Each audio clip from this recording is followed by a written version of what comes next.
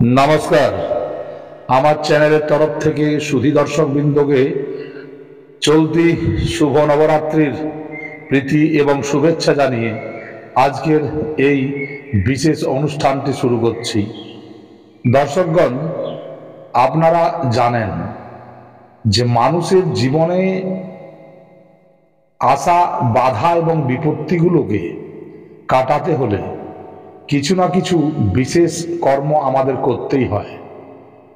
মানুষের জীবনে চলার পথে প্রতিটি ক্ষণে বর্তমান দিনের অবস্থা অনুযায়ী অর্থের প্রয়োজন খুবই। সেই অর্থ আসবে কোথা থেকে তা আমরা জানি না। মানুষ মনে করে যে পরিশ্রম করলেই হয়তো অর্থ আসবে। যারা বেশি পরিশ্রম করে তারা বেশি অর্থ রোজগার করে, কিন্তু এই কথাটা কি সত্যি বটে? কারণ যদি অধিক পরিশ্রম করে বেশি রোজগার করা যেত, তাহলে বাস স্ট্যান্ডের যে কুলি আছে, যারা রিক্সাওয়ালার আছে, তারা হয়তো আজ আম্বানির মতো কিংবা বিড়লার মতো আমির হয়ে যেতেন। কিন্তু তাদের অবস্থা দিন প্রতিদিন শোচনীয় থেকে আরো শোচনীয় হয়ে চলেছে। যারা এই পৃথিবীর ব্রহ্মাণ্ডীয় শক্তির তরঙ্গ এবং ওয়েভস, এই জিনিসটাকে যারা জানেন না, তারা এই সব খেলাতে পারদর্শী নন।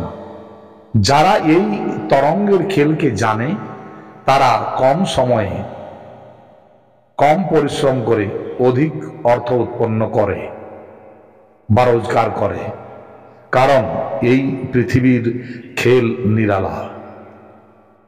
আজ এই তরঙ্গায়িত কিছু দ্রব্যগুণের মাধ্যমে কিভাবে মা মহালক্ষ্মীর আশীর্বাদ পাওয়া যেতে পারে, তার জন্য এই প্রয়োগটি আপনাদের যেভাবে বলবো, আপনারা যদি সেইভাবে এই প্রয়োগটি করে নিতে পারেন, আপনাদের জীবনেও বিভিন্ন ধরনের সুখ সমৃদ্ধি এবং আর্থিক সমাগম ঘটবেই এবং ঘটবেই। দর্শকগণ, আজ আমি এই প্রয়োগটিকে কিভাবে করবেন সেটি প্রতিটি জিনিসকে বিলকুল স্তর অনুযায়ী অর্থাৎ স্টেপ ওয়াইজ আপনাদের বলবো এবং সেগুলো আপনারা ভালো করে শুনবেন এবং বুঝবেন।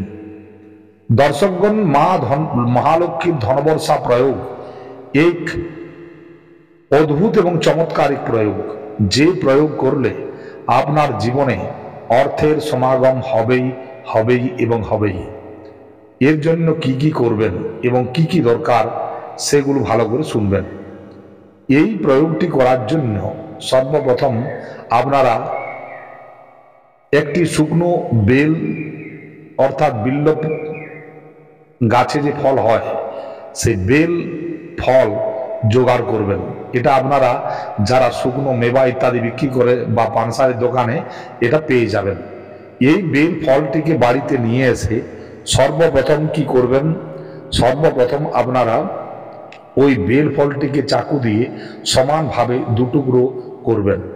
করার পর ওর ভিতরের যে ভিতরের যে বীজগুলো আছে ওইগুলোকে বার করে দেবেন। বার করানোর পর এই জায়গাটিতে আপনারা রলি এবং কুমকুম এটা ভরে দেবেন, সিঁদুর, তার সাথে দেবেন বচ পাউডার, ভীমসেন কর্পূর এবং ইত্র।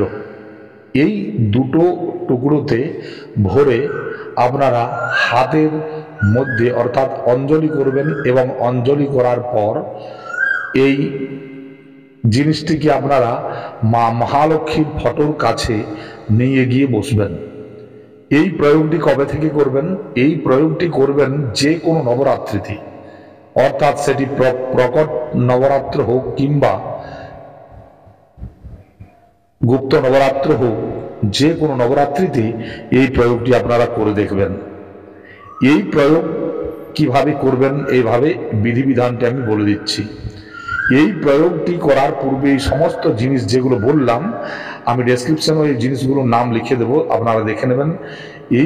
এই প্রয়োগটি করার পূর্বে যেভাবে বললাম ওইভাবে বেলটিকে তৈরি করে আপনারা সর্বপ্রথম স্নানাদি নিবৃত্ত হবেন এবং আপনার বাড়ির কুলদেবীকে পূজা করবেন। কুলদেবতা যদি আছে তাকেও পূজা করবেন। আপনার মাতা পিতার চরণ স্পর্শ করে আশীর্বাদ নেবেন। আপনার পূর্বপুরুষকে স্মরণ করবেন। গ্রাম দেবতাকে, স্থান দেবতাকে আপনারা পূজা ভোগ ইত্যাদি দিয়ে শান্ত করে এরপর আপনারা অমাবস্যার দিন, অর্থাৎ অমাবস্যার দিন থেকে এইটি আপনারা দশমী পর্যন্ত এই প্রয়োগটি করবেন। আপনারা কি করবেন, সর্বপ্রথম আপনি যেভাবে বললাম ওইভাবে সর্বপ্রথম গণেশ পূজন এবং মহাদেব ভোলেনাথের পূজন করে আপনারা উত্তর দিকে মুখ করে বসবেন।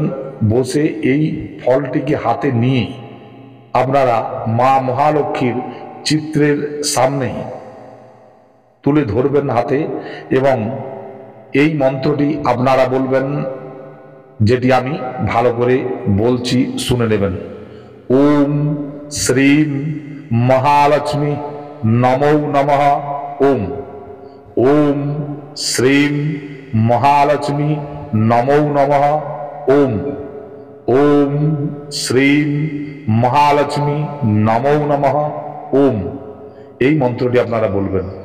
বলার পর এই মন্ত্রটি বলতে বলতে আপনি যখন 108 বার হবে, 108 বার এই মন্ত্র জপ করার পর ওই ফলটিকে আপনি মা মহালক্ষ্মীর পায়ের কাছে রেখে দেবেন। রেখে দেওয়ার পর হাত জোড় করে মা মহালক্ষ্মীর কাছে আর্থিক সমাগমের জন্য মনস্কামনাটি বলবেন এবং বলার পর আপনার মাকে ভক্তি ভরে প্রণাম করবেন। এই পূজাতে আপনারা ভোগ নৈবেদ্যাদি দেবেন এবং সেটি দুধজাত জিনিস হলে খুব ভালো হয়, অর্থাৎ যেমন দুধের তৈরি ক্ষীর, দুধের তৈরি মিষ্টান্ন যদি বাড়িতে তৈরি করতে পারেন অতি উত্তম হবে। কারণ বাড়িতে তৈরি করা ভোগ ভগবান স্ব ইচ্ছায় গ্রহণ করেন। আপনি নিবেদন না করলেও তার কিছু অংশ ভগবান অতি অবশ্যই পেয়ে যান। বাড়িতে তৈরি করা মিষ্টান্ন ভোগ ইত্যাদির গুরুত্ব অনেক বেশি। দোকানের থেকে আনা জিনিসের মধ্যে শুদ্ধতা থাকে না, সেইগুলোকে ওই জন্য মন্ত্র জলে অভিষিক্ত করে সেগুলোকে শুদ্ধ করে নেওয়া হয়। তো দর্শকগণ, যারা বাড়িতে করতে পারবেন না তারা বাজার থেকে নিয়ে আসবেন, এছাড়া তো আর কোনো উপায় নেই। এবং ওই ভোগ নৈবেদ্যাদি দেওয়ার পর মাকে ভোগ গ্রহণ করার জন্য অনুরোধ করবেন এবং এই ভোগ আরতি ইত্যাদি করার পর আপনি সর্বপ্রথম স্বয়ং ওই ভোগকে গ্রহণ করবেন এবং মা মহালক্ষ্মীর নামে জয়ধ্বনি দেবেন। মা মহালক্ষ্মীর আরেকটি যে মন্ত্র আমি বলছি, এই মন্ত্রটি আপনি ওই সময় বসে 108 বার জপ করবেন। ওম শ্রীম হ্রিম শ্রীম কমলে কমলালয়ে প্রসীদ প্রসীদ শ্রীম হ্রিম শ্রীম মহালক্ষ্মী নমো নমঃ। ওম শ্রীম হ্রিম শ্রীম কমলে কমলালয়ে প্রসীদ প্রসীদ শ্রীম হ্রিম শ্রীম মহালক্ষ্মী নমো নমঃ। ওম ওম শ্রীম হ্রিম শ্রীম কমলে কমলালয়ে প্রসীদ প্রসীদ শ্রীম হ্রিম শ্রীম মহালক্ষ্মী অস্তু নমো নমঃ। ওম এইভাবে আপনারা মন্ত্রগুলো জপ করবেন। একটি বিশেষ জিনিস যেটি আমি বলছি সেটি মনোযোগ সহকারে শুনে এইটি আপনার মাথায় বদ্ধ করে রাখবেন যে এই সাধনা চলাকালীন অবস্থাতে কোনো রকম আপনি তামসিক ভোজন গ্রহণ করবেন না, নেশা সংক্রান্ত যেসব জিনিসগুলো আছে সেইগুলোকে গ্রহণ করবেন না। আপনি পূর্ণ ব্রহ্মচর্য পালন করবেন, কোনো স্ত্রী জাতির অপমান করবেন না, কারো সাথে ঝগড়া গালিগলজ ইত্যাদি করবেন না, একটু শান্ত থাকবেন এবং সদা সর্বদা মা মহালক্ষ্মীর চিন্তা অতি অবশ্যই করবেন। আপনারা যদি এই প্রয়োগটি ঠিকমতো করে নিতে পারেন মাত্র 10টি দিন, তো আপনার জীবন থেকে দারিদ্রতা নামের যে অভিশাপ তা চিরতরে নির্মূল হবে। জীবনে কিছু করতে গেলে কিছু পেতেই হয়, কিছু পেতে হলে কিছু করতে হবে। তাই আপনাদের এই প্রয়োগটি আজ যেভাবে বললাম সেভাবে করে দেখুন, জীবনে অনেক উন্নতি করবেন, অনেক উন্নতি করবেন। মা মহালক্ষ্মী আপনাদের সমস্ত দুঃখ দুর্দশাকে নির্মূল করুন, এই মনস্কামনা নিয়ে বা এই প্রার্থনা করি। ভালো থাকবেন। জয় তারা, জয় তারা, জয় গুরু বামদেব।